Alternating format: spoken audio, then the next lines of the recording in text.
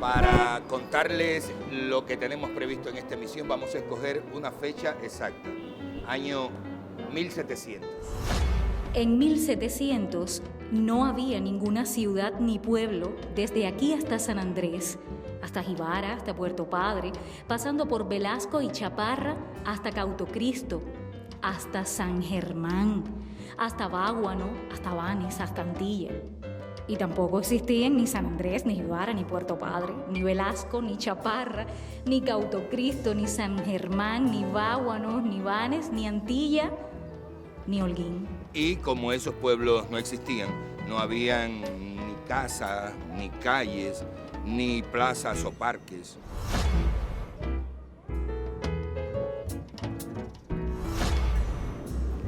Es difícil imaginarse que esta ciudad no existía, pero antes de 1720 esta ciudad no existía. Lo que había en esto de por aquí era maniguas, sobre todo manigua compuesta por matas de yarey y de guayaba. Incluso existe un dibujo de lo que era esto por aquí antes de la ciudad de Holguín. Mírenlo, ahí lo ven, las lomas que hoy son el Fraile y la de la Cruz, los dos ríos, el Jigüe y el Marañón. Y fíjense, en el mismísimo centro de lo que hoy es Holguín había una laguna, la laguna de Lugones.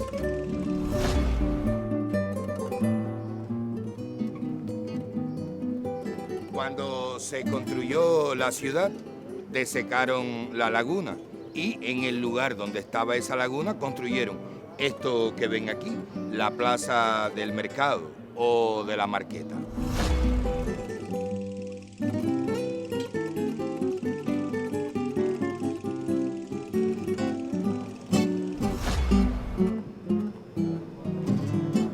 No eran tantas, solamente unas 300 las personas que vivían en esa inmensidad rural que rodea Holguín. Un día, que debió estar muy cerca a 1700, ellos se pusieron de acuerdo para agruparse todos en un mismo lugar y construir un pueblo.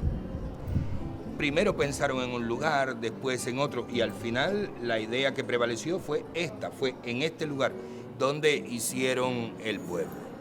No sé cómo se llamaba este lugar en tiempos de los aborígenes, pero sí sé que inmediatamente después que llegaron los primeros conquistadores, esto de por aquí tuvo 3 nombres distintos: Cayo Llano, Cayo Largo o Cayo Castilla. Sin embargo, a pesar de tantos nombres, la gente le decía con el nombre que era más lógico. Estas eran las tierras del capitán García Holguín y por tanto eran las tierras de Holguín.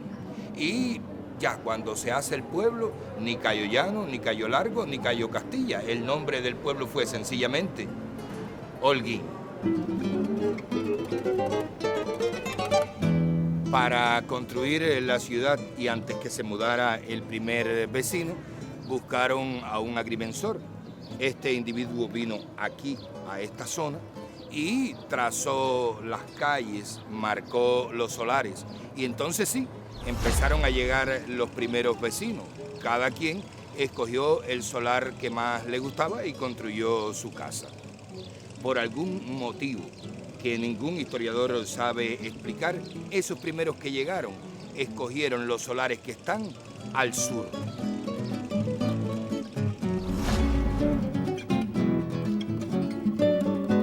En Holguín es muy fácil saber dónde queda el sur y dónde queda el norte.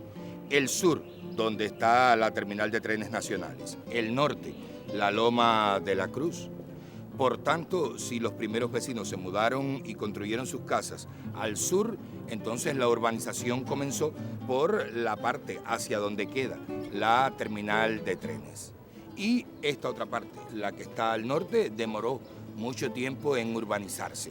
Fíjense si fue así, que cuando se fue a construir el primer mercado que tuvo la ciudad, se escogió este lugar, actual Parque San José o Carlos Manuel de Céspedes. Pero los vecinos de la ciudad protestaron, dijeron que el mercado quedaba en las afueras de la ciudad y que los esclavos demoraban mucho en ir y regresar cuando venían a hacer las compras. Por eso fue que emprendieron el difícil trabajo de desecar la laguna de Lugones y entonces allí construyeron el segundo y definitivo mercado que tuvo esta ciudad. Si caminando rumbo al norte del pueblo, el Parque San José estaba en las afueras de la ciudad, entonces 4 o 5 cuadras más allá, o sea, más en dirección a la Loma de la Cruz o al norte, era mucho más afuera de Holguín. Porque estaba en las afueras de la ciudad, es por lo que aquí se construyó el cuartel de infantería del ejército colonialista español. Hoy el edificio es sede de la Central de Trabajadores de Cuba.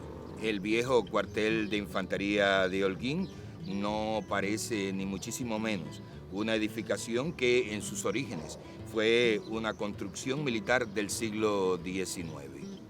La causa de ello es que a lo largo del siglo XX a su arquitectura original se le hicieron muchos añadidos y en otros momentos se le eliminaron partes. Es esa la causa por la que ese edificio no tiene ningún bien patrimonial que sirva para engrandecer la arquitectura de la ciudad. Eso sí, quedan muchas fotografías del edificio. Fotografías por demás que sirven para demostrar que esto aquí era las afueras de Holguín. Vean esta.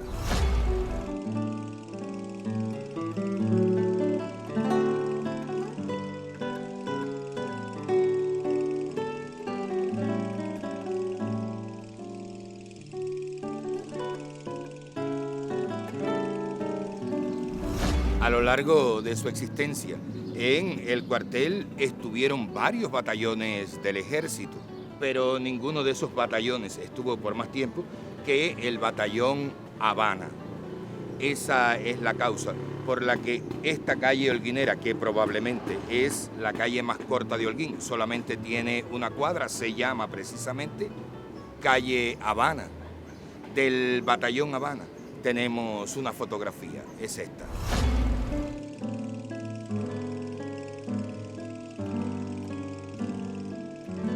Aunque el cuartel de infantería estaba en las afueras de la ciudad, por aquí había un constante tránsito de personas.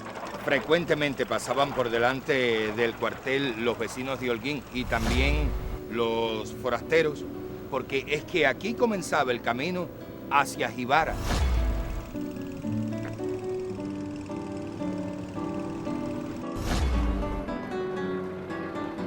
Y en dirección contraria hacia donde habían doblado quienes iban para Jibara, doblaban quienes iban para Las Tunas, para Camagüey, para La Habana o cualquiera de los lugares intermedios. Durante todo el periodo de España en Cuba, para ir hacia ese rumbo se pasaba por San Andrés. Y claro, eso favorecía a aquel pueblo. Los viajeros cansados llegaban a San Andrés y se quedaban 3 o 4 días descansando para después continuar viaje. Y claro, se hospedaban, consumían. ¿Quieren ver en qué viajaban? Vean esta fotografía.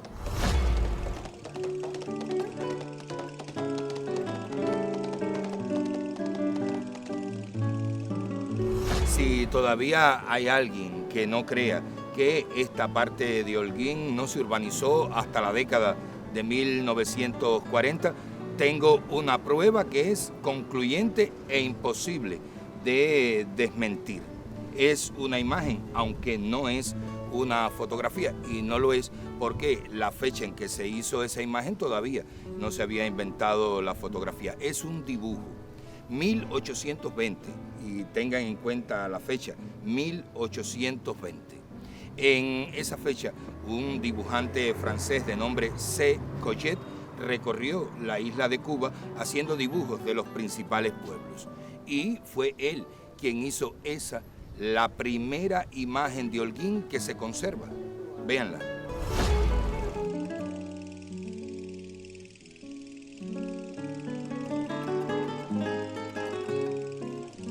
¿Qué nos interesa del dibujo de C. Collet? Primero, que en 1820 ya estaba construido el cuartel de infantería. Y segundo, que en 1820 no había ningún edificio en esta zona que ya era conocido como El Llano. Incluso no hubo edificaciones en esta parte de la ciudad hasta un siglo después. Miren, esta fotografía es de 1930.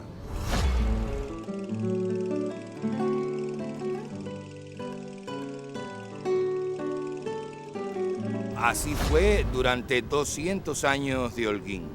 Claro, no importa que no hubiera construcción, los vecinos de la ciudad disfrutaban de este lugar y en carruajes o a pie venían a pasear por aquí y a disfrutar de la agradable brisa.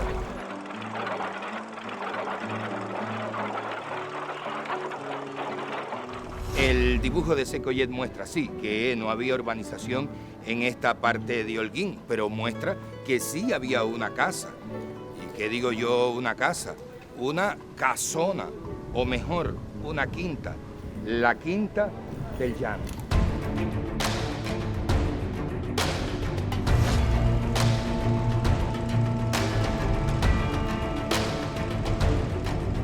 Solamente alguien con dinero es quien podía construir una casona así. Y sí, la construyó alguien que tenía mucho dinero. Un italiano que vino a Holguín con su madre y que aquí vivió y que aquí fue una figura prominente. Solo que poco después de haber construido la casa, al italiano lo asesinaron. Y ustedes seguramente me dirán, bueno, pues lo heredó la madre, que era el único familiar que tenía en Holguín. Pues no. Y aquí entra en esta historia una rica y misteriosa dama que se quedó con la casona del italiano.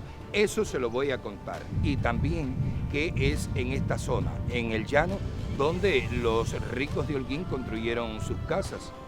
Y no en el reparto Peralta, como algunos dicen. Les voy a mostrar las más hermosas casas que hay en Holguín. Y también les voy a contar algo que no saben o que no me lo creerán cuando se lo diga. No es solamente una la escalinata que sube la loma, son dos. Claro, para contarle todo eso habrá que esperar a próximas emisiones porque ahora se nos acabó el tiempo. Hasta entonces.